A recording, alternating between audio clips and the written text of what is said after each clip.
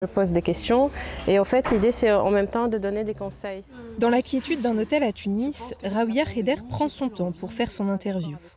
Avec son podcast Redman Lifa, un travail propre, elle veut faire découvrir des métiers hors des sentiers battus. Ce jour-là, c'est une humoriste franco-tunisienne. Tu as eu un parcours le classique? J'ai un parcours très classique. Il faut savoir que mes parents, pour eux, ce qui était très important, c'était les études. Avec ce format d'entretien intimiste, cet architecte de formation, reconverti journaliste depuis la Révolution, tente d'inspirer la jeunesse tunisienne, une jeunesse très touchée par le chômage.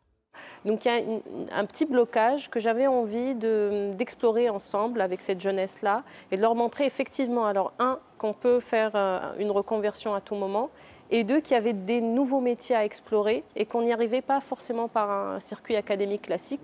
D'autres podcasts de Raouia, comme celui intitulé Ma vie en VF, lui ont permis d'explorer le rapport à la francophonie, souvent malmené depuis le soulèvement de 2011. Pour elle, il s'agissait au contraire de montrer la diversité et la richesse culturelle du pays.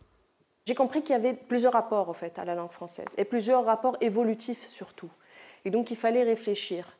J'ai voulu inviter des gens de plusieurs domaines. Alors j'ai l'artiste, j'ai le franco-tunisien qui vit en Tunisie.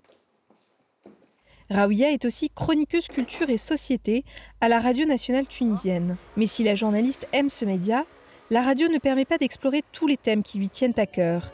17h19 sur les ondes de Radio Tunisienne Internationale. Contrairement au podcast, bien plus personnel. Ça permet aussi parfois de traiter des sujets plus complexes, des sujets tabous, des sujets qu'on n'a pas l'habitude d'écouter dans des radios classiques. Son prix de l'innovation dans les médias va lui permettre de développer une plateforme de production et de diffusion de podcasts tunisiens, héberger ainsi plus de contenu et faire entendre de nouvelles voix.